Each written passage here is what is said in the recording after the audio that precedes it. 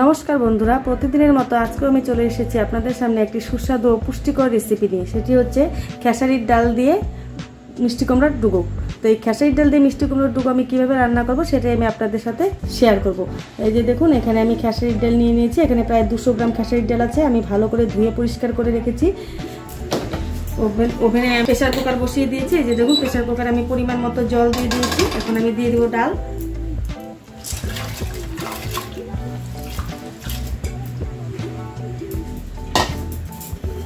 দিয়ে দিচ্ছি 4টা কাঁচা লঙ্কা। ঝালটা আপনারা যে যেরকম খান সেই পরিমাণ অনুযায়ী দিয়ে দেবেন। দিয়ে দিচ্ছি লবণ। এখানে আমি 3 চামচ লবণ ব্যবহার করলাম। এখন আমি প্রেসারের ঢাকনাটা লাগিয়ে দিব। লাগিয়ে দিয়ে আমি সিটি দিয়ে নেব। 3 থেকে 4 সিটি দিলেই ডাল সেদ্ধ হয়ে যাবে। প্রেসারের সিটি পড়তে পড়তে আমি এখন আদা আর জিরেটা বেটে নেব শিলনোড়াতে। তো দেখুন বন্ধুরা, প্রেসারের সিটি পড়ে গেছে। আমি আদা জিরাটাও বেটে নিয়েছি। এখন আমি প্রেসারের ঢাকনাটা খুলে দেখব ডালটা সেদ্ধ হয়েছে কিনা।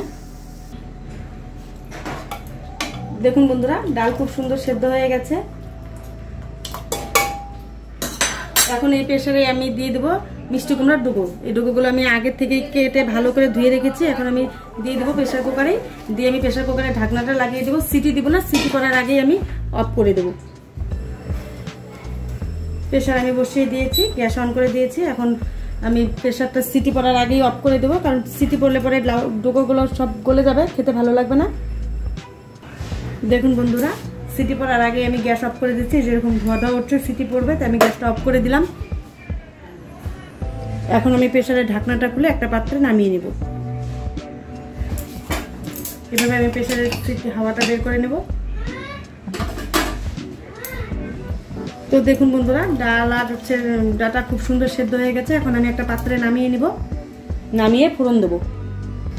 তো দেখুন বন্ধুরা, আমি কড়াই বসিয়ে দিয়েছি ওভেনে। কড়াই গরম হয়ে গেছে। এখন আমি দিয়ে দেবো পরিমাণ মতো তেল। তো দেখুন বন্ধুরা, কড়াইয়ে তেল দিয়ে দিয়েছি। তেল গরম হয়ে গেছে। এখন আমি দিয়ে দেবো 2টো শুকনো লঙ্কা।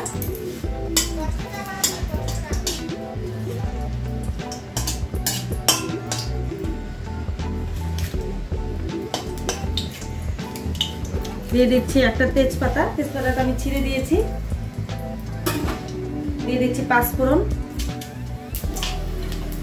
আর আদা কুচি। এগুলোকে আমি ভালো করে ভেজে নেব।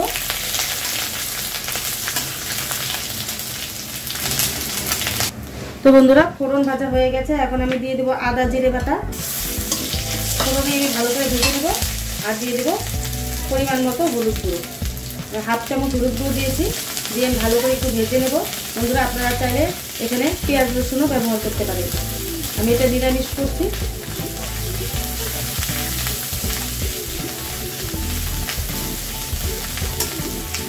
এখন আমি দিয়ে দিব ডাল।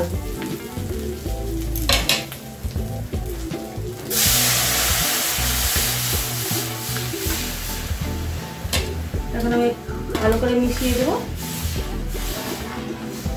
তো অবশ্যই বন্ধুরা, এইভাবে একবার হলেও বাড়িতে এই খেসারির ডাল রান্না করে খাবেন, দেখবেন খুব ভালো লাগবে।